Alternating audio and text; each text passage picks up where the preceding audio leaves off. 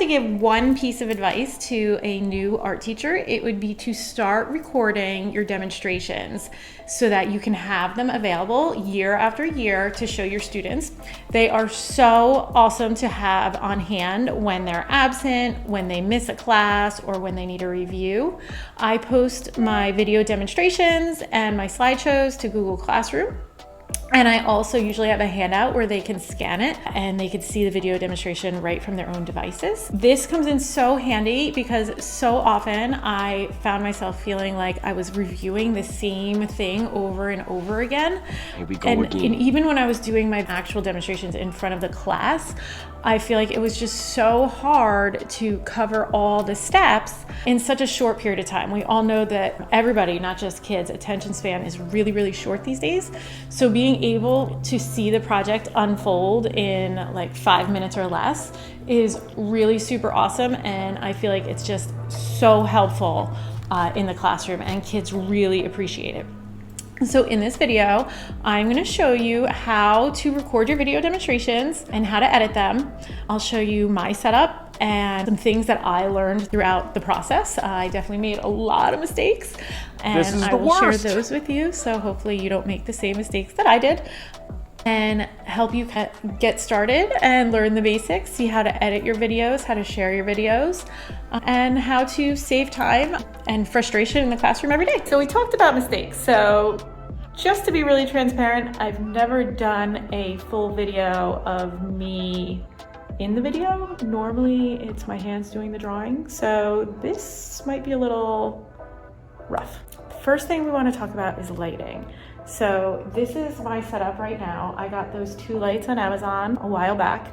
They weren't crazy expensive. I don't really remember how much they were, but they were definitely under $100.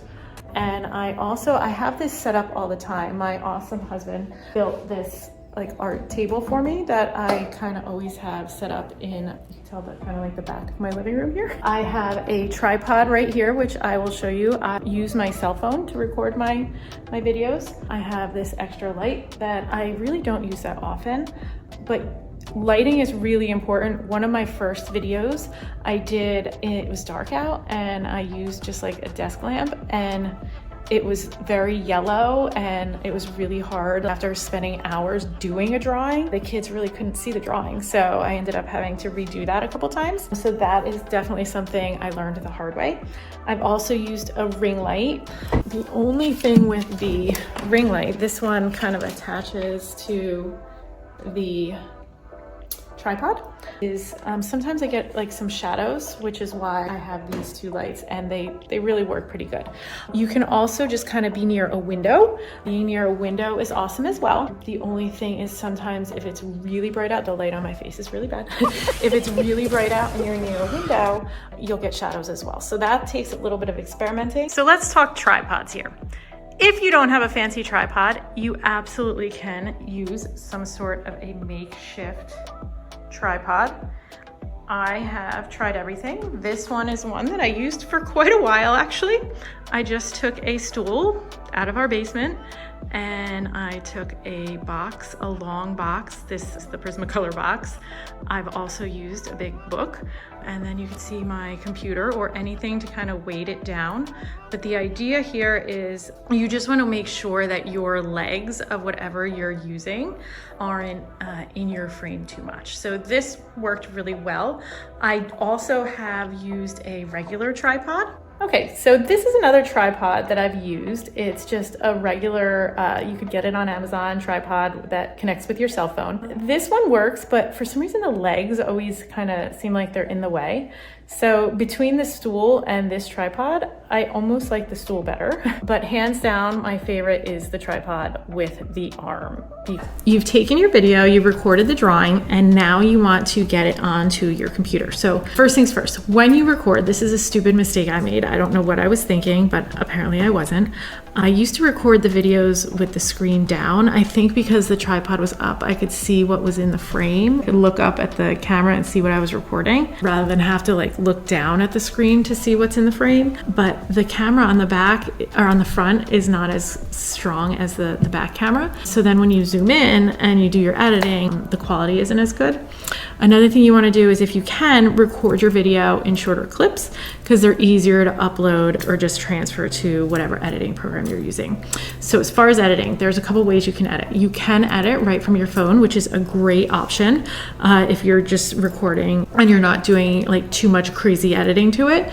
If you're doing that, I like to use CapCut. It's super easy. It's a free download. It's really user friendly. I'll show you some stuff on how to use it on the app on the computer.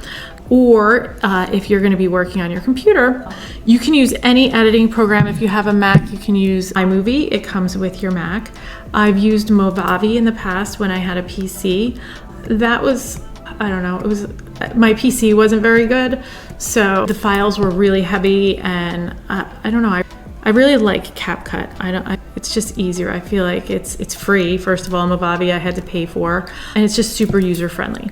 So that's my favorite. There's Adobe Premiere Pro, which I've tried. It's a lot more advanced if you're just getting started. I would stick to something super simple, and then you can move to more advanced things, which for recording art videos, I really don't think you even need anything more than CapCut, to be totally honest. CapCut really has everything you could possibly want.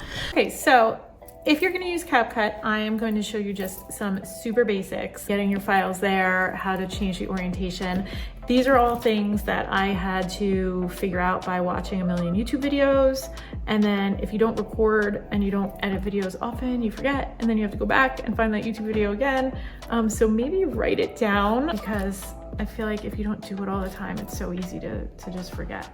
Okay, so I am dragging it from my one screen over here, my downloads. If you are on a PC, I don't think you can drag and drop. If you're using Windows, I believe you have to just select the file, import, and then you just click on that import button there, and it'll let you select from your computer.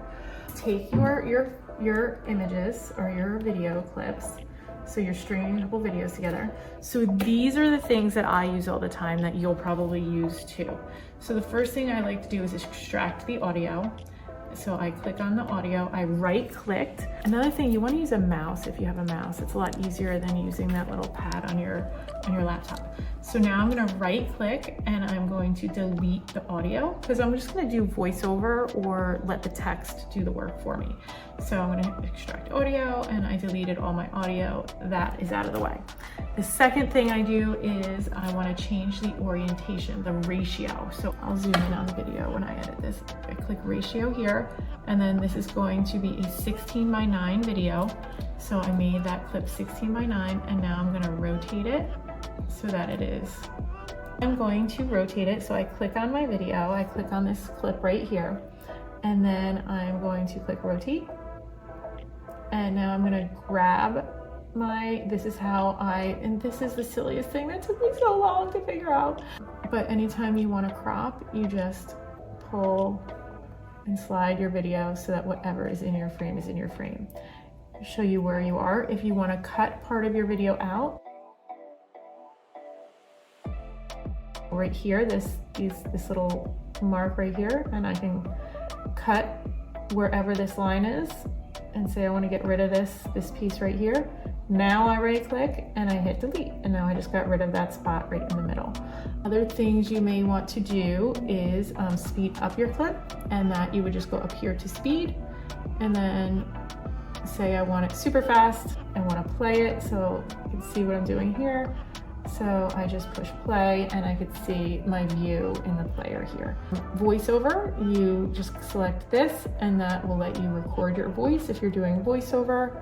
Text right here is pretty self-explanatory. You can just so once you have your video and you're happy with it, the next thing you're going to do is you're going to export it. So I'm going up here to this little blue thing, and I'm going to click export, and it is going to export the video to my download folder.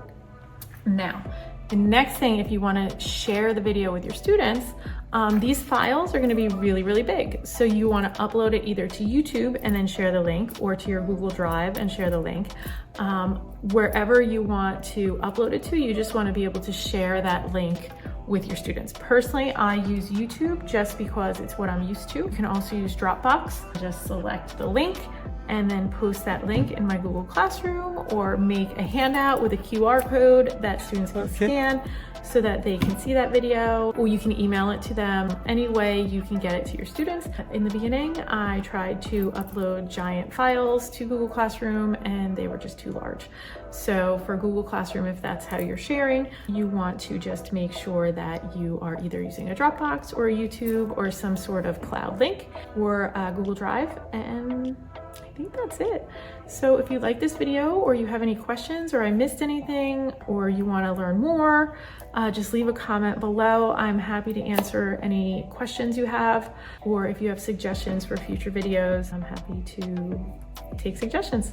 Okay, I hope this helps. Having videos to refer back to for your students is seriously priceless. And I think if you start recording and saving your videos, it takes a lot of time to get used to at first, but it's so worth it in the end. So thank you so much.